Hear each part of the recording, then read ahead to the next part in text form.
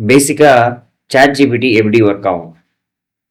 ஆக்சுவலா நீங்க வந்து நினைக்கலாம், ChatGPT எப்படி நம்மள மாதிரி யோசிச்சு அ எப்படிலாம் பண்ணுது, நெறைய விஷயங்கள் பண்ணுதுன்னு. ஸோ அதுக்கு பிரெயின் இருக்குமான்னு நம்ம யோசிக்கலாம். பிரெயின் இல்ல, ட்ரெயின்.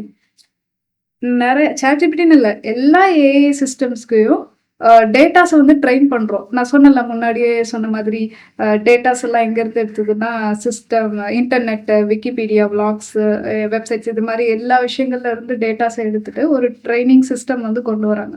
இந்த ட்ரெய்னிங் சிஸ்டம் கொண்டு வந்தது யாருன்னா, ஒரு 28 வயசு பையன் தான். ஒரு அலெக்சாண்டர் வாங் அப்படிங்கிற ஒருத்தங்க தான் வந்து இத டெவலப் பண்ணாங்க. இந்த ட்ரெய்னிங் சிஸ்டம். ஃபேஸ்புக்கோட இப்போ மெட்டாவோட இதுவா இருக்காங்க. எஸ் தட் காய். ஸோ இந்த ட்ரெய்னிங் சிஸ்டம்ல இருக்கக்கூடிய டேட்டால இருக்க பேட்டர்ன்ஸு, ஸ்ட்ரக்சர், அந்த லாங்குவேஜ் ஸ்டைலு எல்லாத்தையுமே வந்து அந்த ட்ரெய்னிங் சிஸ்டம் அனலைஸ் பண்ணி தான் நமக்கு ரிப்போர்ட் குடுக்குது. இப்ப நம்ம ஒரு டீ கடைக்கு நேம்ஸ் குடுத்தோம்ல, நேம் ஏதாவது வேணும்னா, இப்போ அது அது வந்து சொல்லுது வட சுட சுட டீ. இந்த மாரி நெறைய நேம்ஸ் எல்லாம் குடுக்குதுல்ல. ஸோ அந்த அந்த நேம்ஸ் அத எப்படி சர்ச் பண்ணும்னா, அதுக்கு சிமிலரா யாராவது கொஸ்டின் கேட்டிருப்பாங்க. ஸோ அதுலருந்து அந்த சிமிலரான ஆன்ஸர எடுத்துட்டு வந்து நமக்கு சொல்லுது. ஜஸ்ட் அந்த ட்ரெய்னிங் இதுதான்.